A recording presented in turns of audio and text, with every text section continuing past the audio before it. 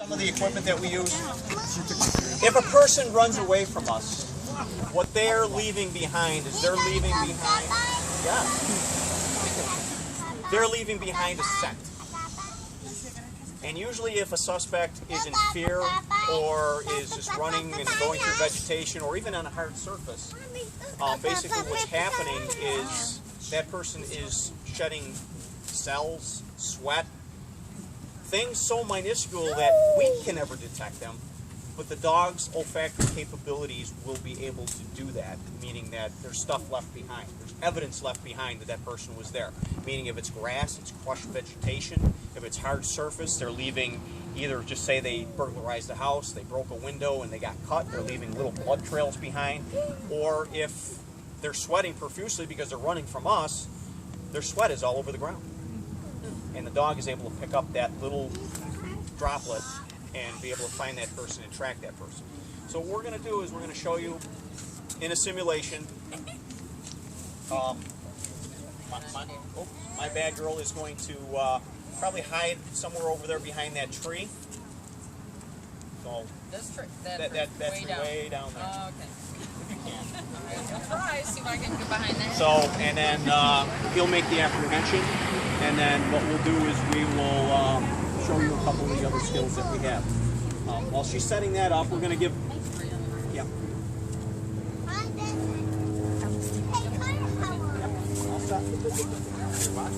We would do gunfire, but we don't want to. We did that at Town Park. She's going to hide behind that tree over there. Not that we paid You're stuck with my butt. You know, thus far, you know, the training that goes into teaching a dog how to sniff out narcotics. You know, again, this is something that, you know, their noses are so reliable. You know, we have a lot of administrators, judges. Yes, sir. Does the dog have the capability of differentiating the type of drug? Yes. Well, not to say differentiating, he knows the odors of several, meaning that he's trained to detect the most common ones: marijuana, cocaine, heroin, methamphetamines, ecstasy, prescription painkillers.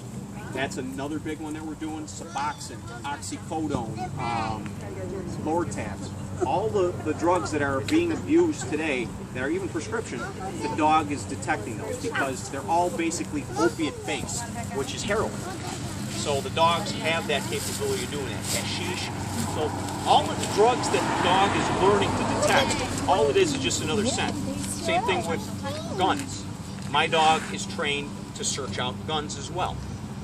So, you know, he's trained on the bullets and the oils, article search. If I were to throw something, like if you had a set of keys and I threw them in the lawn and you couldn't find them, I send my dog out and he'd find them within a couple minutes. Tall grass, because it's a different odor for him. He smells and is able to differentiate different types of things. A perfect example for narcotics detection, how the dog is trained. A dog's olfactory capabilities is probably, depending on which books you read, is between 100 and 1,000 times more powerful than our sense of smell. Which all we have to know is their sense of smell is a lot better than ours. And dogs differentiate odors, which means that they can separate the odors. And they can smell several at times. Us as humans, we can maybe smell 2 or 3 odors, you know, if they're really strong. You know, a bad perfume, gasoline, and just say chocolate cake. If we were to give those odors to us to smell, we'd be able to smell the gasoline, absolutely. And if it's really stinky, cheap perfume, we can smell that. But the chocolate cake, we might not be able to detect from a distance. Where the dog smells all that stuff, he smells every process that causes that oil to be refined in the gasoline. The chocolate cake, he smells every ingredient in that cake. The milk, the sugar, the baking soda, the eggs, whatever ingredient is in that cake, that dog is able to differentiate. And that's where drug dealers think that they're smarter than dogs, that they could mask the odor of drugs by putting them in baking sodas or baby powder or dryer sheets, grease, you name it. They've tried to mask the odor. They don't realize the dog just smells right through that, right through the dope. So, and we do that too.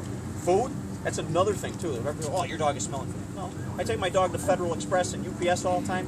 Lenova was another one of the big pizzerias. Bocce's.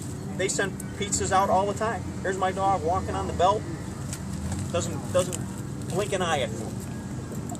So, you know, that's where a lot of people think that, you know, our dogs are not trained. They are trained. And, you know, we did a presentation, and this is another thing too, on cash. We take a lot of money from drug dealers. And guess what? Drug dealers aren't the smartest people because they get caught.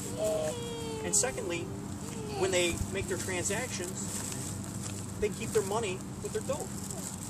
So what happens? That dope picks up the odor of the money, or the money picks up the odor of the dope, and it gets embedded in those fibers of the cash. So if there's a drug transaction that takes place, guess what? The dog's gonna hit on your money. We've proven it that, okay, my dog will take a $20 bill, he won't find it. Why won't he find it? Because there's no drug on it. If it's a clean bill right from the bank that's never been circulated, he has nothing to do with that $20 bill. But if there's a drug transaction that takes place, that person had marijuana in his hand, he took that $20 bill with the marijuana, and he had the marijuana was in that hand, closes his hand, guess what? That marijuana odor now is transferred to the money, and that dog will find that. That's how amazing these dogs are. And if you see it, you know,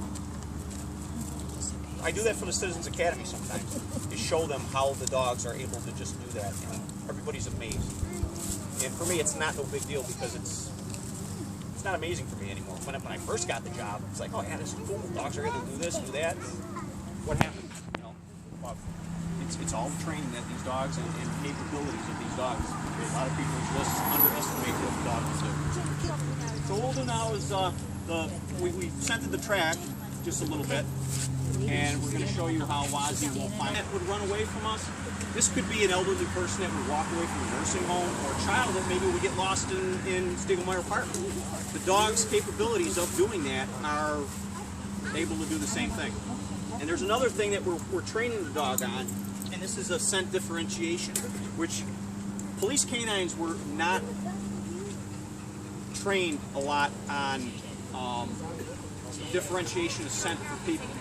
But what we've been working on is now what bloodhounds are trained to do.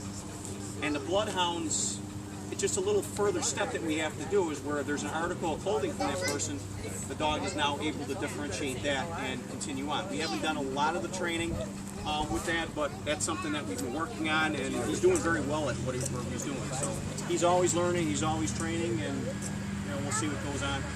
And now we have a gentleman that's just ruined our track because he's attacked the town. That's okay. He'll get around it. Currently, we were supposed to have other breeds that are out there now. There's the Belgian Malinois, which the dog before Izo, and the dog before Izo was a Belgian Malinois. That dog was imported from Holland, and that dog was well over the top. That dog right now could not sit in a position like this without having him wanting to bite everybody. He's not a very stable dog. Great police dog.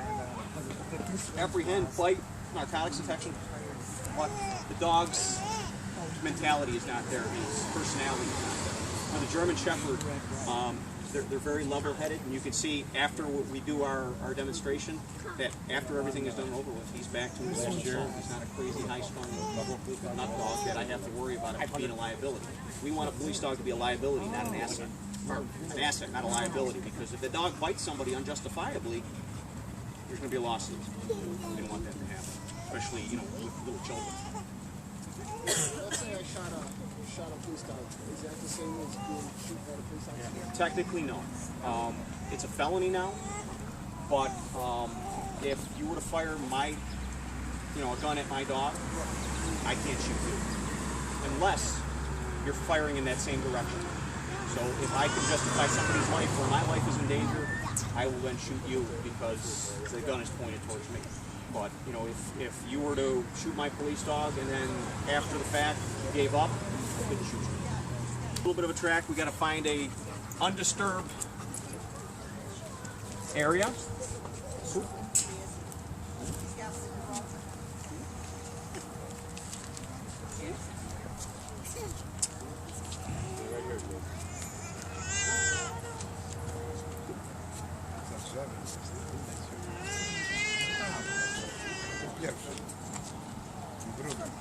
Prave strane. Yeah.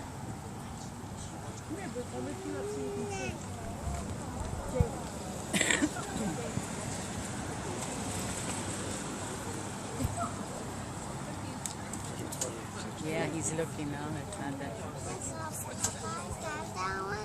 Look how he's sniffing.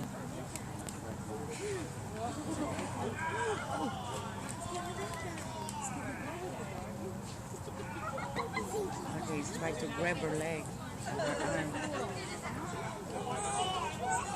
Yay!